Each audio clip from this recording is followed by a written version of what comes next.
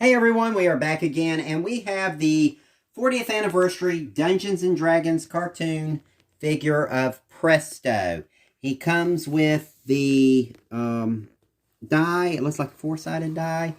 And then he's got the great artwork on the back, on the front.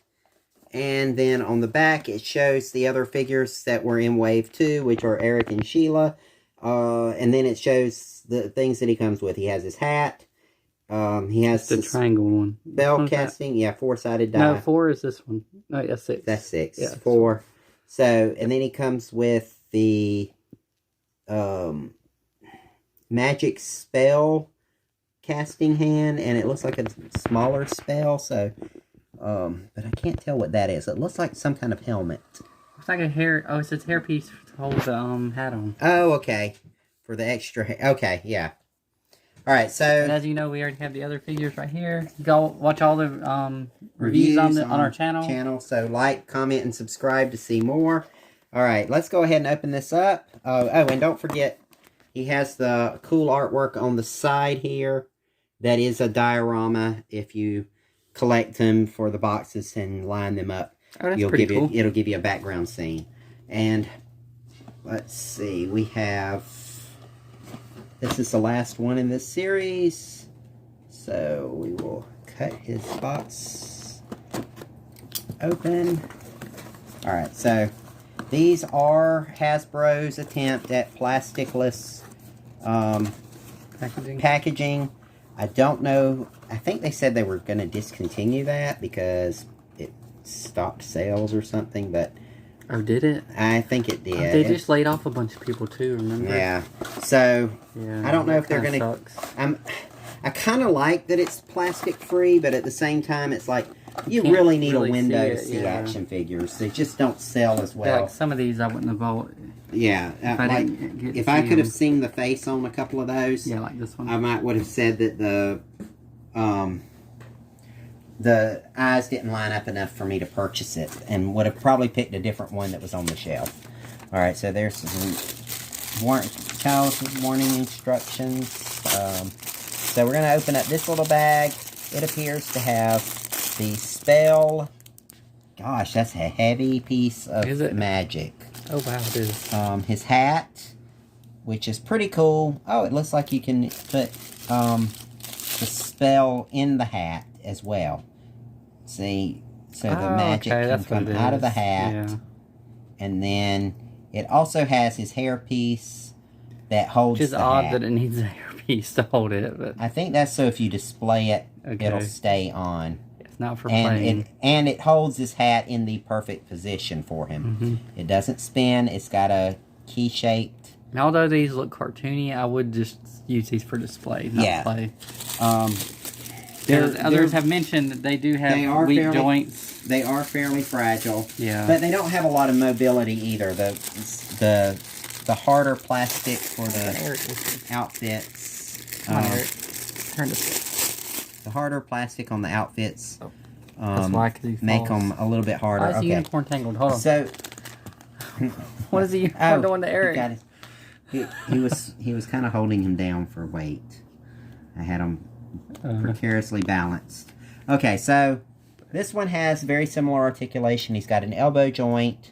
It's got the pin in it so it can go left and right, up and down. He's got a ball and socket joint that's hinged as well. Are the glasses molded on? The glasses are molded on.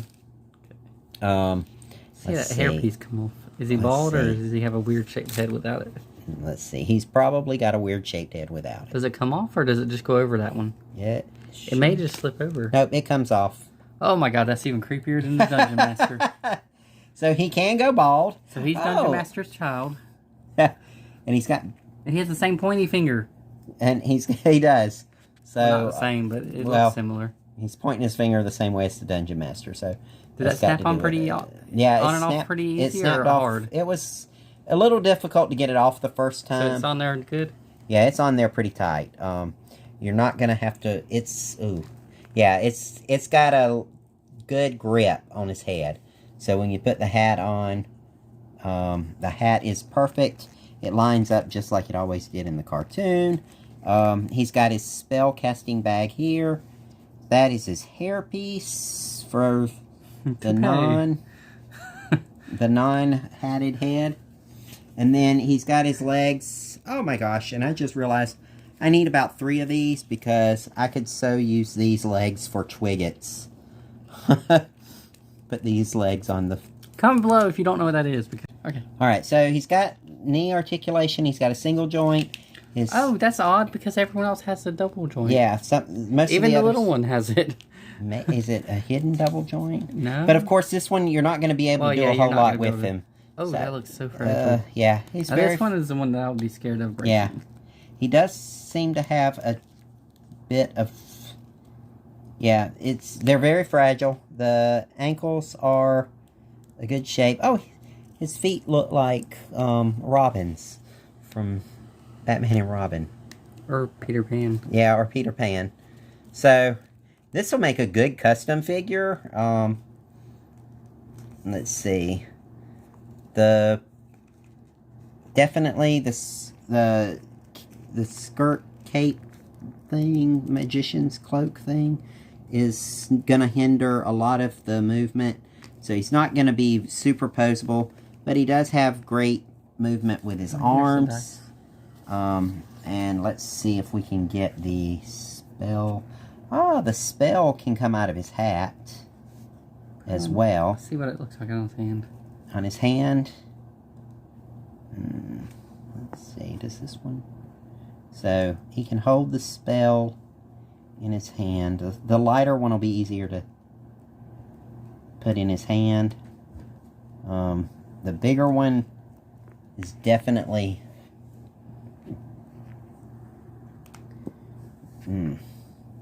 Alright, so there's the spell in that hand. He's just casually holding it. Yeah, you gotta hold them. They're not gonna... if you're gonna put these on display, you're gonna definitely need some kind of stand made to hold the weight. Because this you know how to put it on? It does not seem to be fitting in his hand.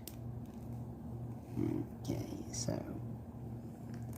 Alright, so there it is in his hand. And you can put the blast effect on the end of the spell.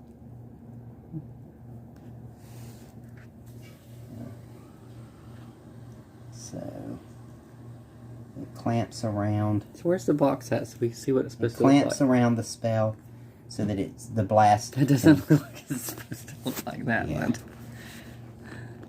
It's the magic going in different directions.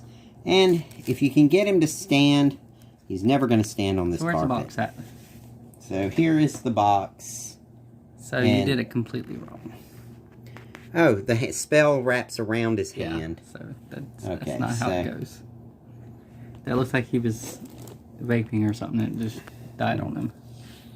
Alright, so you can put that spell around the hand. There's a couple of different ways to do it, I guess.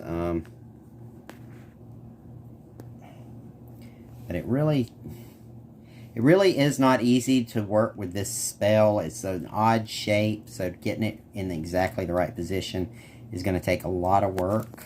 And as you can see, I am not patient with these at all. So, and then if we take the hat off,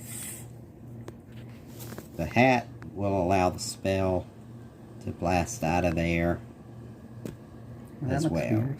Yeah, it's an odd shaped thing. It's not like a directed blast at anything. So I wonder if this is to help. This is probably to help him hold up the weight of the spell in his... Well, at a scale of 1 to 10, this figure is not a 10. Not on my scale, anyway. Yeah, this, I mean, like, that appears to be... Yeah, because it hold the end of the hat. Makes it where he can look like that. And then put that one on his wrist. Okay. There you go. So, a little bit better, but... Yeah, it's just... Now he needs his hat back on his head, though, because he got the wrong hairpiece. He wore the wrong hairpiece today. Alright, so... The hairpiece seems to be wrapped around. That is the coolest part of this action figure. Yeah. The hairpiece. The hairpiece seems to wrap around tightly. Does not want to come off. Which is good. If you figured out how you want to display it, I would not put this one. This would not be something I'd want to take off and on. I would have left this one in the box if I knew all this. Okay, so there is that, and it's on the Dungeon Master. Oh, you put it on the Dungeon Master for a wig. Yeah, he had a toupee. So let's just see how he does with the hairpiece. See that it wraps around the ears. Once you get it wrapped around good, it's on pretty tight. But you got to get it over that ridge on his scalp. All right, so let's take this off. Now you put it on the hat. It won't the hat sit on will. there.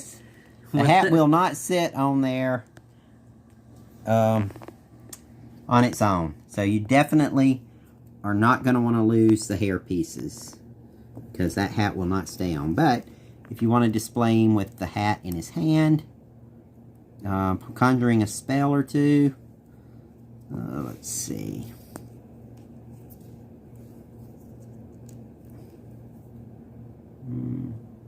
This is probably the best way to display him. Now he's going to blow his fingers off. No wonder he doesn't know how to do it. It's not how you hold a spell. Let's see.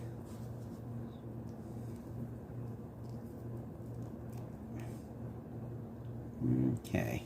Now he's going to... Yeah, this is... Okay, so the spell is definitely a -1 on my scale. Yeah.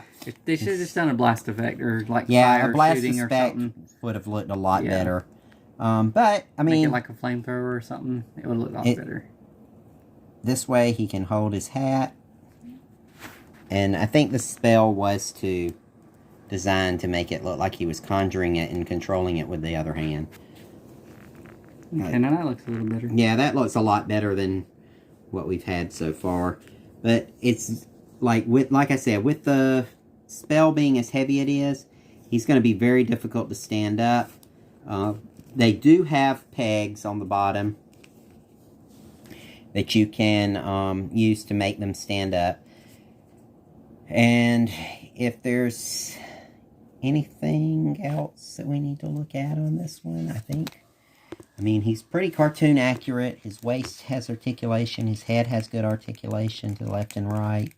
And like I said, that head, the hair feels like it's on good either way.